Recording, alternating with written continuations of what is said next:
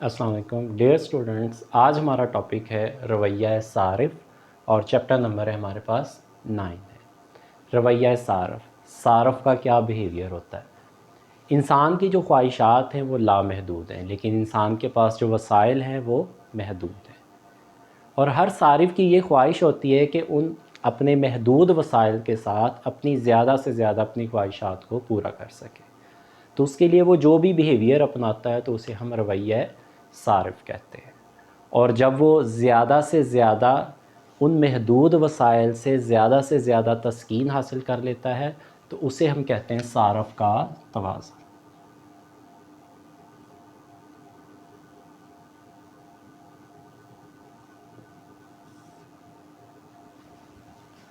सारफ के तवाज़ुन को बयान करने के लिए हमारे पास दो अप्रोचेज़ होती हैं। एक है हमारे पास अफादा की तशरीह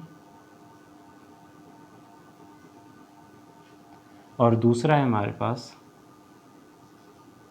ख़त अदम तरजीह। अफादा की तशरीह को हम कार्डिनल अप्रोच कहते हैं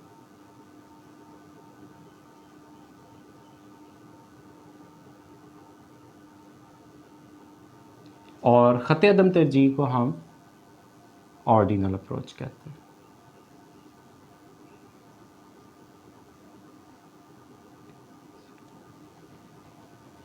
कार्डिनल अप्रोच का मतलब ये होता है कि हम जो डाटा इस्तेमाल कर रहे होते हैं इसके अंदर 1 2 3 4 की फॉर्म में होता है, और ऑर्डिनल अप्रोच के अंदर जो हम यूज़ करते हैं होता है फर्स्ट, सेकंड और थर्ड की फॉर्म में होता है। तो इन दोनों में से सबसे पहले हम अफादा की तशरीह को डिस्कस करते हैं।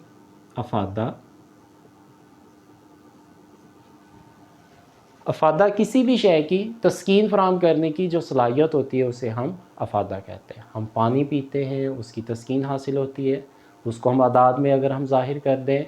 अगर हम खाना खाते हैं तो वो जो खाना खा जो तस्कीन है, खाना खाने से जो हमें तस्कीन हासिल होती है, उसको अगर हम आदाद में ज़ाहिर कर दें तो ये सारा जो होता है वो आपका अफादा कहलाता है।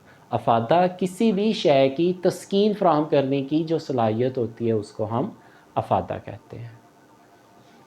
तो अफादा को आदाद में ज़ाहिर करने के लिए हम एक स्केल इस्तेमाल करते हैं जिसको हम कहते हैं यूटर्स।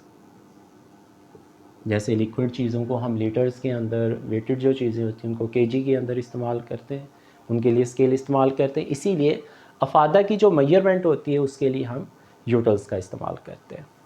उसके बाद है अफादा, नज़रिया अफादा के मफरूज़ात।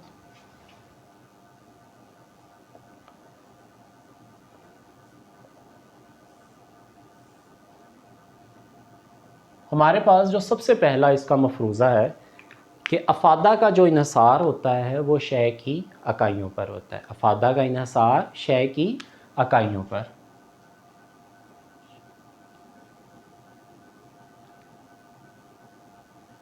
इसका मतलब ये होता है कि अगर हम अफादा को यू से ज़ाहिर करते हैं, यानी कि utility is equal to function of quantity, कि ये जो अफादा है ये किसके ऊपर बेस कर रहा है, क्वांटिटी के ऊपर बेस कर रहा है। यानी कि अगर तो कोई चीज़ होगी तो हमें तस्कीन हासिल हो सकती है, अगर कोई क्वांटिटी नहीं है तो इसका मतलब है हमें तस्कीन भी हासिल नहीं होगी।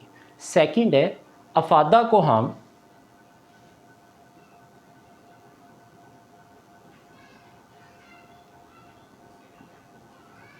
आदाद में ज़ाहिर कर सकते हैं। अफादा को हम आदाद में ज़ाहिर कर सकते हैं, यानी कि अगर मैंने 5 गिलास पानी के पिए हैं तो इसका मतलब है कि मेरे पास जो यूटिलिटी होगी वो कितनी होगी, 5 यूटल्स।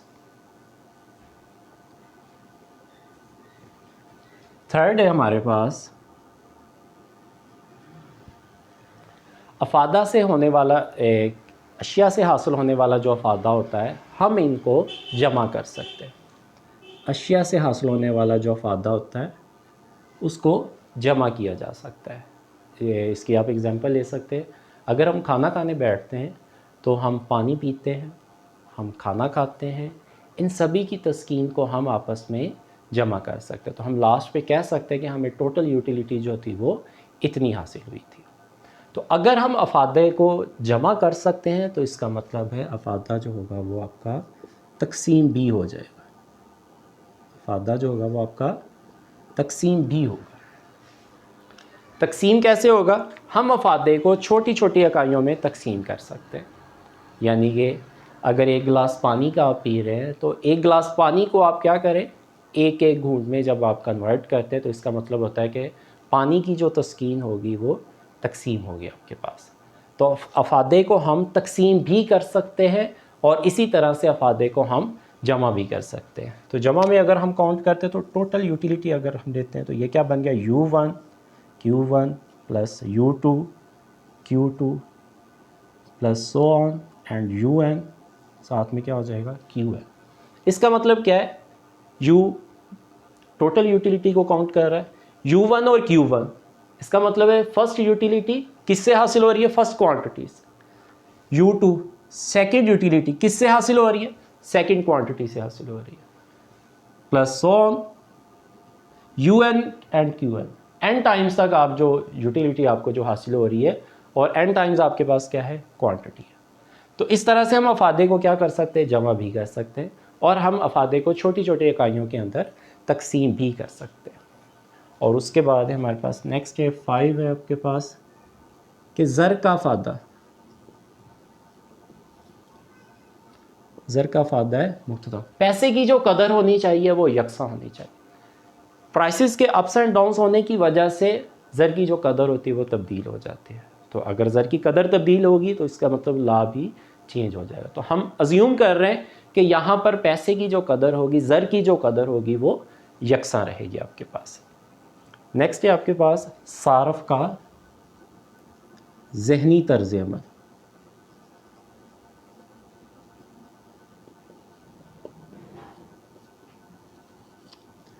सारफ का जो ज़हनी तर्ज अमल होना चाहिए वो भी तब्दील ना हो, क्योंकि अगर सारफ का ज़हनी तर्ज अमल तब्दील हो जाता है तो साथ ही जो कानून भी जो होगा वो आपका चेंज हो जाएगा। तो कानून को साबित करने के लिए, कानून को एक्सप्लेन करने के लिए हम अज्यूम यही करते हैं कि सारफ का जो ज़हनी तर्ज अमल होना चाहिए वो तब्दील ना हो, क्योंकि जैसे ही सारफ का ज़हनी तर्ज अमल, उसका लाइफस्टाइल, उसकी सोच जो होगी वो चेंज होगी, साथ ही उसका कंजम्पशन बिहेवियर भी चेंज हो जाएगा, उसका रवैया भी चेंज होगा। तो रवैया चेंज हो जाएगा तो इसका मतलब लाभ भी साथ ही मूव कर जाएगा आपका। तो बच्चों आज का लेक्चर हमारा यहाँ तक था। अपना ख्याल रखिएगा। अल्लाह हाफिज़।